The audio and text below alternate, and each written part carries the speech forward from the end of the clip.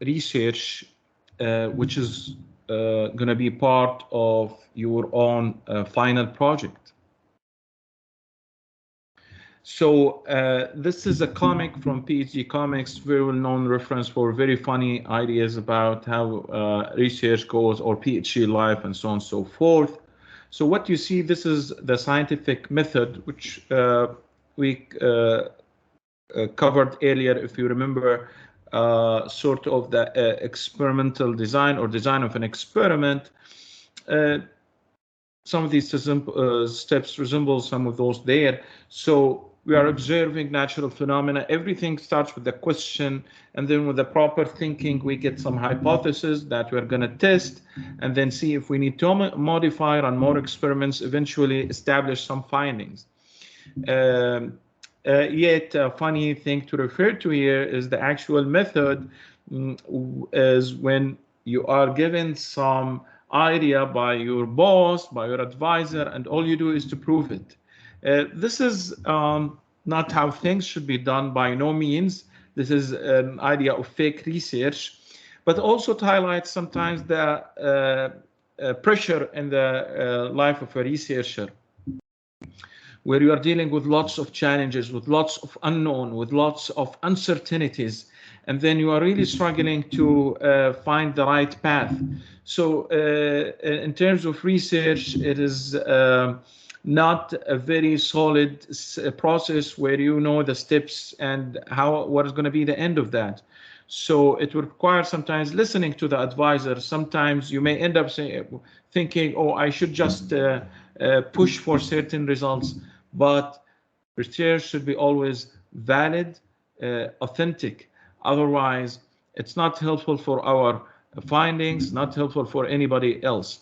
What you see here in terms of looking at the right side is in terms of reading. Okay, generally papers are in today's main parts: abstract, introduction, methods, results, and discussion. So abstract is something I would read through. It summarizes many of the things. Introduction, I usually skim through, and then I'm going to spend more time on methods and results, especially results. What is significant about this work? And usually I jump into results to see, the significance there. And then once I'm convinced there's something unique, I'll go back to methods and try to understand the methods. Back and forth, indeed, between methods and results. If I feel I need to understand more, I'm going to go to the discussion section. Which means you don't really, when we are reading research papers, we are not reading them necessarily line by line. But this depends, okay? So this is the three-pass approach for reading a paper, where you will start with the first pass to get certain information. So you're trying to skim through, try to see what is this paper about, okay? And then you try in the second pass or jump into certain details. And third pass, you are trying to see how you can take advantage of some of the information. And I would say I start personally, when I look at the papers and you see here a reference for the different parts and what do they mean, okay, like methods section, discussion, results. It is not very standard, by the way, in the different journals. Sometimes there is, you would find results and discussion, or they are separate, or maybe discussion first and then results, or maybe results and methods. But again, the meat of the paper is going to be around these parts. Sometimes there is what's called supplementary material, and that is an extra material.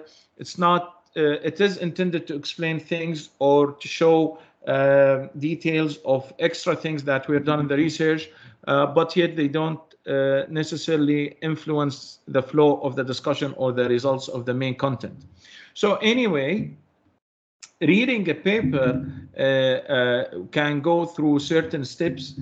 I would go and pick up a paper of interest. We can do this exercise during the office hour as well, and see your interest as you try to find a good paper. So we can discuss that more and show an exercise how we can go into different resources and websites.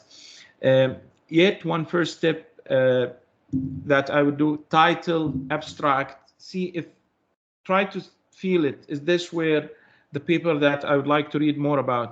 Next, I will skim through and then look into figures. Personally, this is what I do. Figures, in many of the cases, they summarize lots of information. But again, you have to be careful. Sometimes they try actually to hide certain information, like some of the limitations of the work.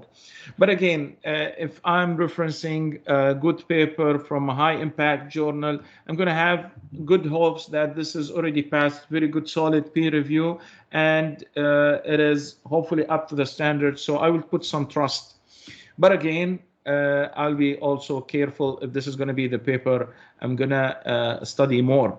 So reread, okay, and then start asking questions, summarize the findings, and see if you can get any inference out of that whole paper. Paper and research is, this is the way to disseminate results of research, is writing it in a paper which could be published in a conference or in a journal. Depending on the field, sometimes the top venues would be journals, sometimes the top fields would be conferences. Like in machine learning, we'll be pointing out generally conferences. In bioinformatics, we'll be generally pointing out journals, okay? But yet there will be also conferences and journals as all different venues to publish and disseminate our work. Now, as you take this course, which is Introduction to Bioinformatics, it makes sense that you build a very good skill that is needed to become a researcher, which is reading papers, criticizing papers, and trying to implement some of these papers. Which is going to bring me to the final group project. And a final group project is broken into 4 parts. Okay, there's going to be assigned groups, and the group is going to select a paper. So there's one selection of paper for the group, and then there is going to be an individual write-up. Each single student in that group is going to summarize what they know from that paper, criticize the paper, give the details, thinking that they are the reviewers that are going to make the decision. Eventually, there is going to be some implementation and group presentation coming towards the final part of the course. And there will be part for peer evaluation where students are going to evaluate each other. The group project is about reproducibility, okay? Reproducibility. Okay, and this is really key term now, and I believe it is very nice and amazing idea for a course project, something to do with reproducibility. Why? Because research is booming now. Everyone is working on, when I say everyone, I mean different research labs, scientists, researchers in different countries. They are just publishing a lot of papers.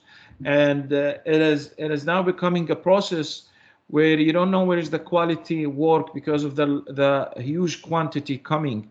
So one of the things we are challenging with nowadays, as I go with my students that I supervise in research, for example, is pick up a paper and then let's benchmark, let's compare, come up with an idea, show that we can do better, and then compare to their results. The moment we say this, we know that we have to re-implement their work.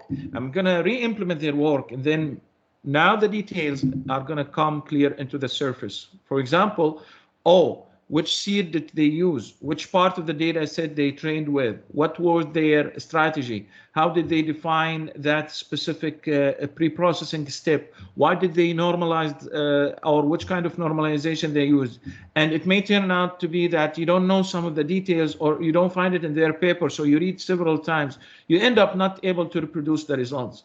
So going through this practice and exercise can be really helpful, first of all, to understand the already published work, criticize the existing work, and really build a contribution, okay, through examining the space of solutions and knowing their actual limitations that maybe they were not shared on a paper.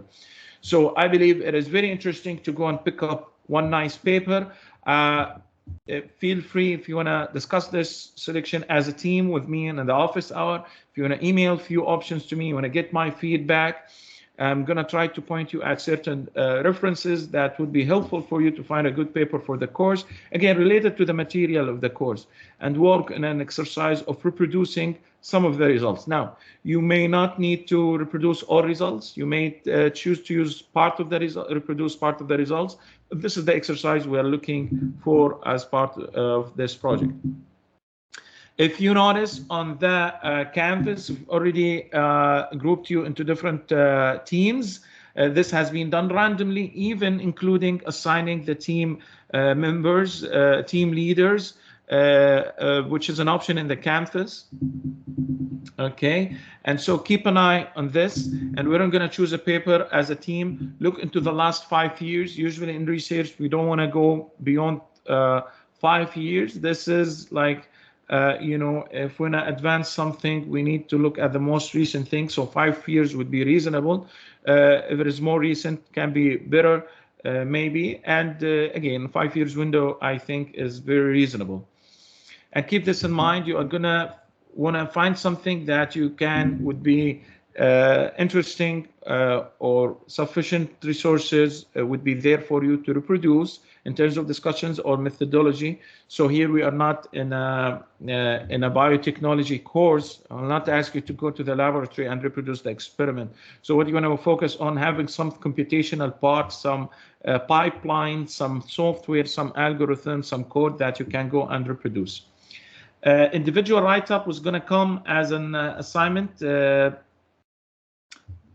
and keep an eye on the syllabus for that.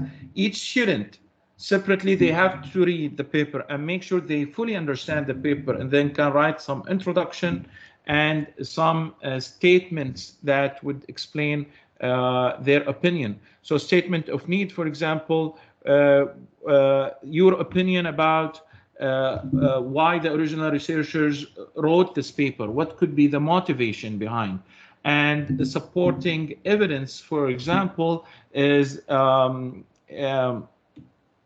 what kind of conclusions or evidences the authors used to support their findings.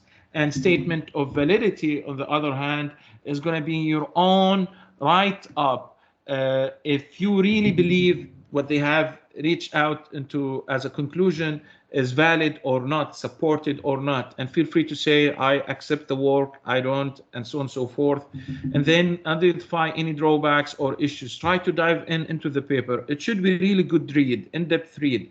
Now, as I said, you can skim through, go through the papers, look into the figures, try to skim through certain parts.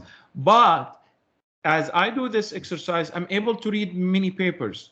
That's why sometimes when I ask a student do literature review, you have to go for about 15 papers, for example. So this is a lot of reading. But again, you can skim through. But I would tell them one thing. If you feel this paper is something that you're going to reproduce or analyze, do not read it once or skim through it. Read it one time, relax, leave it on the bench, on the desk next to your bed. Sorry. Come back to it in a couple of days. Read it again, and then leave it one more time for other few days and come back to it 3 times. I would say 3 times reading, at least 2 times, good two readings would give you very good insights about what is this paper. Also, you have to cite your work, something also I'm happy to cover more in office hours. You have to give references and support the findings of or the summary of your work. At the end, there will be a group presentation, and this course is going to be a 20-minute presentation. So when the time comes, also I'll share more details. It will follow the structure of a journal article. So you will talk about the background, results, the methods, and then highlight any challenges you went through, any experiences you went through individually and as a group. Did you have to change something? Were you able to do good reflection on the findings, what you were able to see in terms of results? And then everyone should present in that presentation, not one person. Everyone should take part in that presentation. There will be peer evaluation, and it is mandatory. Every student will have to fill a survey to say how their peers did do with that project. If you miss that, you would lose about 10% of your final project. And aggregation of the scores is going to be dependent on the weight assigned through team members. And again, this is to be fair with everyone. Teams are 4 or 5 students is not a small group, is a good number for teamwork. But yet, if somebody is not doing their works or delivering their skills, again, feel free to reach out to me during the time. I would help with team management. I'm open to this. I can give you recommendations. I can meet with your team, give suggestions, try to reach out to the student. But when the time comes, everyone should take responsibility as part of the final evaluation. So in conclusion, the second module, it's another module that we started with the dense, another dense intro to molecular biology, but I guess we have completed a big umbrella of concepts. Personally, even for me, as I was preparing, it required me lots of reading, refresh, understanding, asking questions, but I enjoyed it, and hopefully, I hope you enjoyed it. It is, again, something that we want to build on for the coming material, so everything would make sense. If I talk in the future about gene expression, you at least know, oh, this is transcription related, and this is the technology. When I start talking about oligonucleotide, okay, this is about finding probes genes and that design, and how we can attach things to each other. Things would make sense for you. Okay, we're talking about mRNAs. We're talking, for example, about polyase, and there's the chromosomes. You know now the chromosomes and the different organisms and species. And now you have some overview how we want to design an experiment, and that choosing the model organism or working with non-model organism. By the end of the day, we may require me to understand what is an ortholog and what is a paralog and so on and so forth, and try to really bring annotation to my analysis, which is going to be in shape of some disseminated results that are going to communicate with them, my team members, requiring paper write-up or presentation. And so here's the exercise of the final project, for which I hope everyone is going to do very well. Okay, thank you so much, and hopefully see you and meet you up during the office hours.